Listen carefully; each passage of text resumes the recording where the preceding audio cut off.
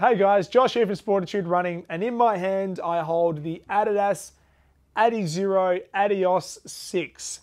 This shoe here has just come into our warehouse and I've had my pair for now the best part of 2 weeks, and I have done a couple of quicker sort of threshold runs in this shoe. So I have a pretty good understanding of what Adidas have tried to achieve with this shoe. And in today's review, we're going to be talking all things 6 to 5, see where the changes have happened, give you some indication on whether this should be a shoe you could consider throwing into your rotation, and also give you my subjective feedback at the end of the review. So without further ado, let's get stuck in. Okay guys, first things first, let's talk about why this shoe even exists in the first place. Now the Adios 6, or the Adios franchise for the best part of half a decade, has always been that lightweight, tempo to almost race day shoe. For that runner that really likes a good connection with the ground, almost searching for that proprioceptive feel, but likes that snappy, responsive kick on toe off. Now, I must admit the Adios 6 doesn't disappoint in all of those factors. I really like what they have achieved. They haven't changed too much from 5 to the 6. Not as much as the change from the Boston 9 to the Boston 10, but there's been a little bit of change with this shoe. And in my opinion, I really like what they have done. So, first thing let's talk about is the outsole. Adidas have got a partnership with Continental Rubber, and the Continental Rubber is on play through almost the whole forefoot through here. There's a little bit of a torsional structure which almost looks like a wishbone, which starts at the base of your heel, runs through to that forefoot, giving a little bit of extra stabilization on the medial side as well as that lateral side. And then also we're talking that Continental Rubber at the back through here, which again just protects the heel of this shoe as for someone who may come down and heel strike in this shoe. Now I midfoot strike, and there is a perfect amount of rubber underneath my strike zone through the entry point, which is great. Now coming to the midsole, this is again where Adidas have really upped their game over the last series of Adizero shoes. Now, in the previous model, which was the Adizero 5, you can see there was a little bit of boost technology on offer underneath the heel, and it was almost pointless boost. And I say that tongue-in-cheek because the runner was looking at this shoe, we tend to find wasn't really more biased towards heel striking, it was more biased towards midfoot striking or forefoot running. So if that runner did come down heel at some point in time during their run, there was going to be enough cushioning underneath the heel, but the boost technology was almost a wasted asset in my opinion with Adios 5. Coming to Adios 6, there is an increased stack height. So you're going from a 23 to 13 heel to toe drop 10 mil offset to a 27-19 heel to toe drop in the Adios 6. Sorry, I just had to look to my notes behind the camera there. But again, 8 mil offset with regards to the Adios 6, which is again, probably a little bit more of a true heel to toe drop in a lightweight speed tempo shoe. Light strike technology underneath the heel, and then as it dials in, it gets a little bit skinnier underneath the forefoot through here, because on top of that we have the Light Strike Pro technology. Now this is Adidas's super foam.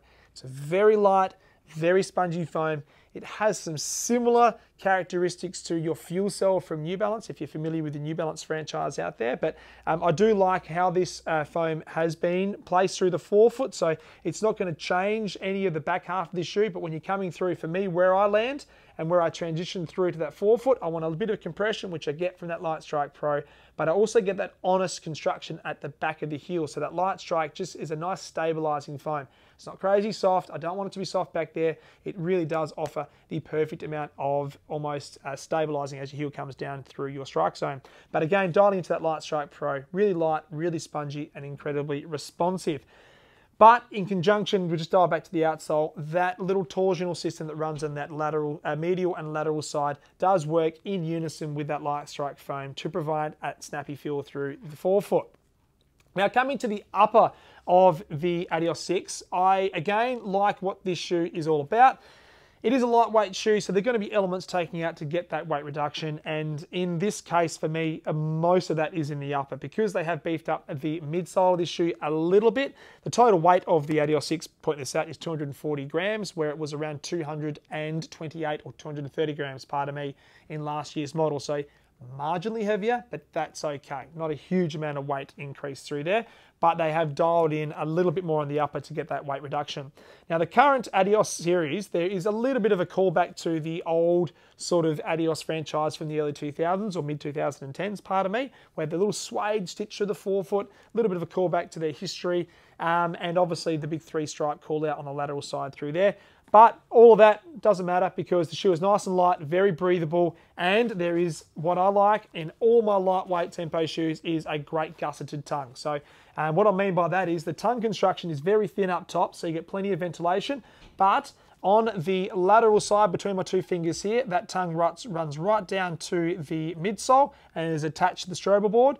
Same thing on the medial side as well. Again, running between my fingers, it's almost like a arch saddle. So your foot really sits nice, locked in on top of this midsole, which is exactly where it needs to be when you're running at the speeds and putting your force through this shoe, which is what it's all about. Other thing too to call out is the simplistic approach to a heel counter, but it is stable. I really like the fact that it's a nice strong heel counter, but there's not a lot of weight going into the back of this shoe. Again, this shoe is all about getting as light as they possibly can, but also optimizing performance. So again, I really like what they've done at the back through here. A great grab around the back of your Achilles, and also the ability to come back to that last eyelet if you want to get that little runner's lock going to lock your foot right into place. Now, this shoe here is true to size. I'm a 9.5 men's, and I am a D width in this shoe. Probably a little bit tight through the midfoot for me personally, but again, I do feel that this is going to give a little bit over time. That saddle will stretch out a bit for me, which is going to be great.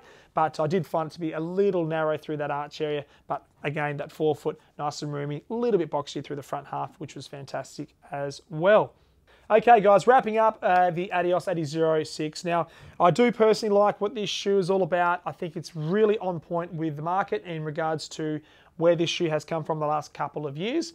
I will call out a couple of things. Yes, it is a little bit different than the Adios 5, being that it's a higher stack, different foams, and a little bit more outsole. Not a huge amount has changed with the upper. I did say in my review there's a bit going on, especially with that gusseted tongue or that booty construction, but most of the change is in the midsole.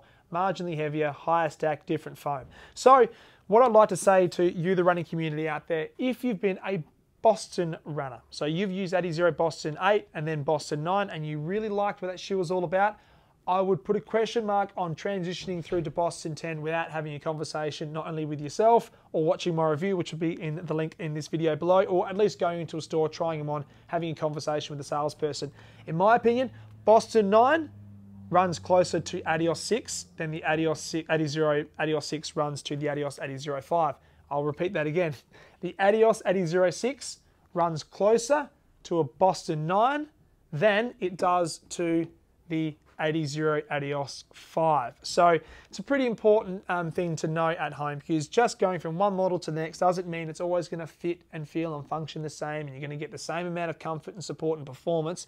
You really do need to understand what brands are doing with their engineering as they change from one season to the next. So again, I do like what this shoe is all about. And if you've got any questions or comments about my subjective opinion or what the tech features of this shoe, please drop it in the comment section below. If you've been an Adios Adizero wearer, we'd love to hear your feedback. Again, let us know below. And if you haven't subscribed to our channel, hit the red button, stay notified, and we'll keep pumping out these shoe reviews for you, the great running community all over the world. And until next time, stay safe, be kind to one another.